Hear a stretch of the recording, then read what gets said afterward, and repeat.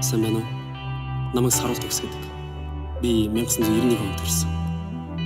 Энэ удаагийн ерөнхийлөгчийн сонгуулиар хэн сонгогдохыг мэдэхгүй ч хэн ч вэ тань залуусыгаа төлөөлж заавал хэлэхэд өгсөн. Ноён ерөнхийлөгч та Монгол улсынхаа ирээдүйд итгэдэг үү? Тэгвэл ирээдүй гэдгийг би залуучууд гэж ойлгож болох уу? Миний үеийн залуучууд бол арчлал дээр мэндэлсэн анхны үеийнхэн.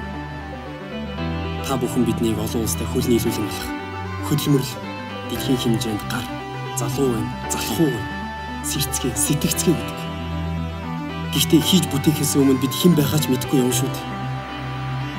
Өөрийгөө нэй хөгжүүлэе гэд явхад өөртөөс минь өөр хинч биднийг дэмжихгүй. Ямар ч дэмжлэггүй, ээж аавгүй, мөн чи өрөөсөн мэд хаягдсан энэ мэдрэмжиндээ зарим нэг маань өөртөө сатааруулж ядан цэнхэр халам хар тамхи мэт зүйлс рүү хошууж эхлэв. Хэсэгхэн зээсэн мөнгнөөс олж нэг нэгнээч харж чадахгүй.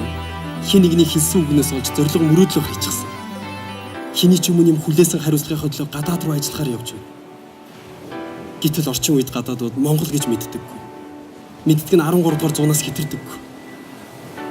Бид бүгд миний хүү юу хиймээр вэ? Яаж хөгжмөр вэ гэж асуудаг эцэг ихтэй байхыг хүсдэг байсан.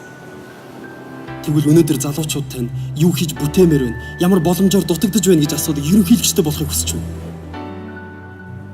Хонгийн сарвуу энэ дэлхий дээр хамтдын өөрийгөө хамгаалах хамгийн хүчтэй зүйлсийн нэг гэж би сонссон.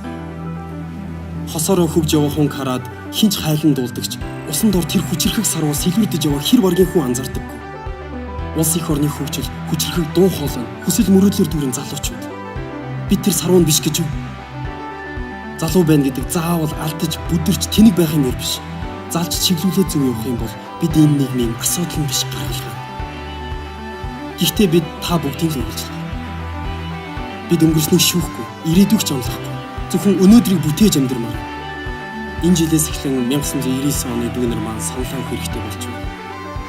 Тэд нар юу хүсч, ирмэлцэж, мөрөөдөж амьдрдгийг хамтаа сонирхоод үзье л дээ. Тэд зүгээр л нэг тоо, статистик, судалгаа баримт биш шүү дээ. Эцэст нь бид баян айлын хүүхдүүд. Бид бүгд өсөж дэвжих боломж, баялаг амьдралаар хангагдсан. Ноён ерөнхийлөгч цаг идулж байна.